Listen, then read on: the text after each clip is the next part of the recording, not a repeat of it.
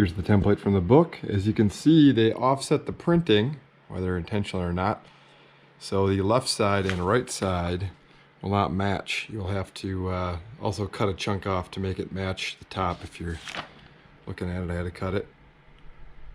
Place your template per the instructions. Tape it up, mark the holes, and drill them out. What you'll find is that the part here is angled. So if you drill your screw holes straight in, they don't want to fit. So you'll have to fit that. I took a Dremel and I just fitted it so that it fits fairly well. And when I clamp it down, it will stay nice and flush. Otherwise, you'll have a little bit of issue. You could probably do that with a file, but Dremel turned out pretty good. If you've got a Dremel, diamond carbide bit, works great. Another little something I noticed is that this little plate is not tapped.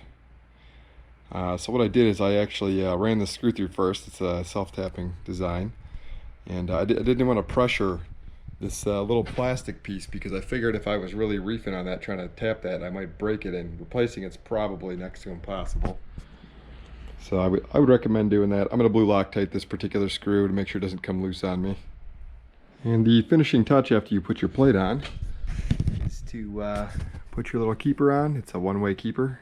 Obviously it has a direction, and it just goes onto the little plastic stud to keep the back of the plastic cover tight against the side of the car.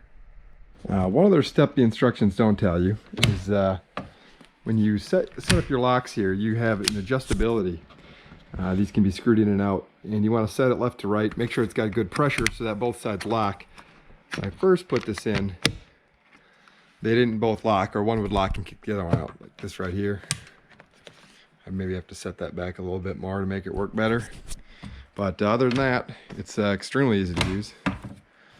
Comes out in a matter of seconds with one hand. One question that I had prior to purchasing this product was, I'm 6'4", I keep my seat back pretty far. Was there going to be enough room? Because some of the products look like they go pretty close to the seats. This seat is set back about as far as possible. I'll reference the seat belt angle on the catch here. There's plenty of room. You really don't have to worry about that unless you're planning on really leaning your seats back.